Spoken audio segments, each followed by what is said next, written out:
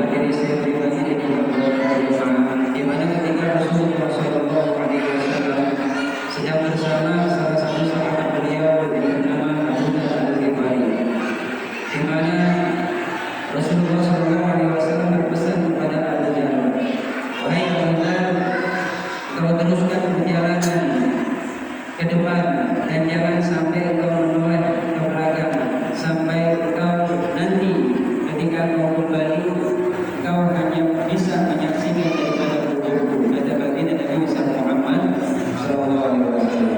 Dengan keadaan berat hati, Abu Dzar melangkah demi langkah, namun di langkah yang ketiga sempat Abu Dzar menoleh ke belakang, karena sebelum beliau melangkah, beliau menyatakan, "Wahai Rasulullah, izinkan aku untuk tetap berada di dekatmu, untuk berkhidmat selalu meneruskan ataupun menemani dalam perjuanganmu." Kata Rasulullah SAW, "Tetap engkau melangkah ke depan, jangan sampai engkau menoleh ke belakang." Ketika langkah demi langkah di langkah yang ketiga, beliau sempat menoleh ke belakang. Namun Rasulullah SAW tidak membalas pandangan Abu Dzar ini. Bahkan Rasulullah SAW justru malah membuang wajahnya atau membuang pandangan beliau. Tidak lama kemudian Abu Dzar Al-Ghifari dengan langkah yang pasti juga meneruskan perjalanannya. Tidak lama beberapa menoleh ke belakang, dan apabila yang keempat kalinya kau menoleh ke belakang menghadapiku, maka niscaya umurmu akan hancur oleh pandanganmu. Dari kisah ini mengajak kepada kita, yang pertama, ketika seorang guru, ketika seorang muallim, ketika seorang kiai itu sudah memberikan wasiat atau memberikan pesan, maka jangan sekali-kali engkau membantahnya. Yang kedua, ketika memang pesan yang sifatnya positif, apalagi itu memperjuangkan daripada syiar agama Islam, maka laksanakanlah dengan keyakinan dan juga ketulusan hati. Jangan sampai separuh-separuh. Apalagi nih, mohon maaf, yang udah akhir-akhir Ramadan, yuk sama-sama kita iketin, kita kencengin kali untuk pinggang kita. Sarung kita yang tadinya melorot, kita kencengin lagi. Biarin yang lain sudah sibuk dengan hal duniawinya. Karena apa? Itu merupakan musibah kata ulama.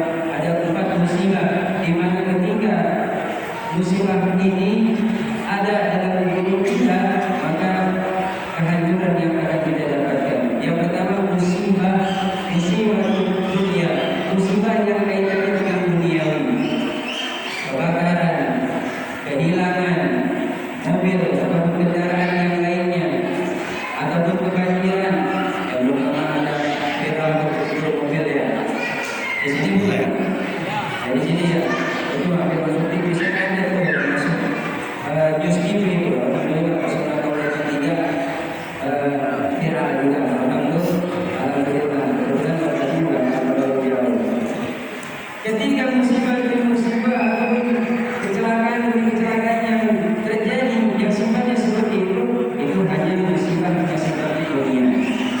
Dan jangan sampai kita memikirkan secara penuh, secara utuh, bahkan sampai kita merenungi daripada dasar kita. Oh Allah, ini banget yang ngasih cobaan kepada saya.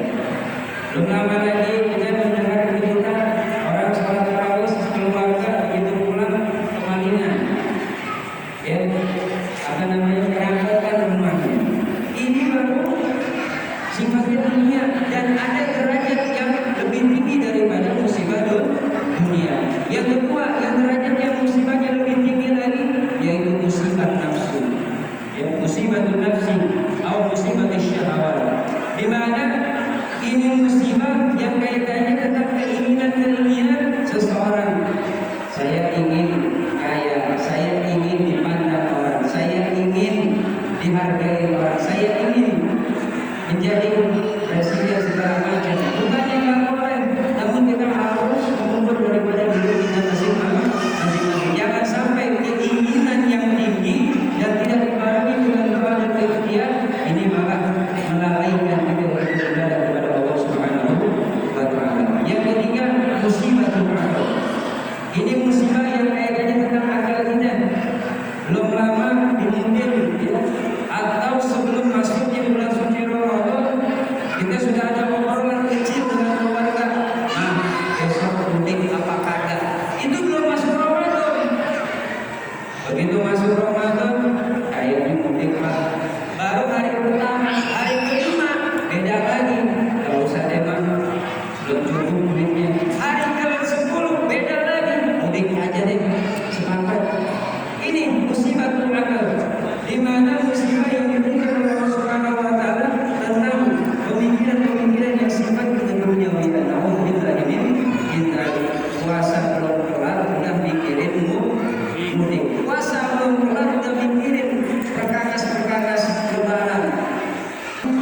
Yang ketiga musibatul akal. Yang keempat musibatul din, yaitu musibah yang kaitannya dengan agama. Berapa banyak Allah telah memberikan kemiskinan, kefakiran kepada saudara-saudara kita yang akhirnya tadinya dia Islam berubah agama jadi non muslim. Akhir dalam arti kata dia murtad. Hanya gara-gara mungkin kebanjiran, akhirnya kursi barang-barangnya pada habis ajur semuanya. Akhirnya ada sekelompok oknum yang menawarkan kalau memang Anda sepakat untuk mengikuti daripada milah ataupun agama kami, maka kami akan berikan bantuan. Bahkan tidak sampai bantuan, seluruh kebutuhan yang ada akan kami penuhi. Kalau orang lagi dapat musibah kayak gitu, lagi berantem tuh antara malaikat sama setan, udah ambil aja lumayan, kan rumah udah hancur, ya rumah udah hancur, barang-barang udah hancur semua, ambil aja ambil, ada sama aja unan, sedikit pesan lagi yang belum mengeluarkan daripada zakat fitrahnya, ya segeralah mengeluarkan daripada zakat fitrahnya, jangan diingat-ingat, kalau bahasa Sunda jangan diengkek-engkek, dan akhirnya lupa kadang bayar kamu begitu kan ini,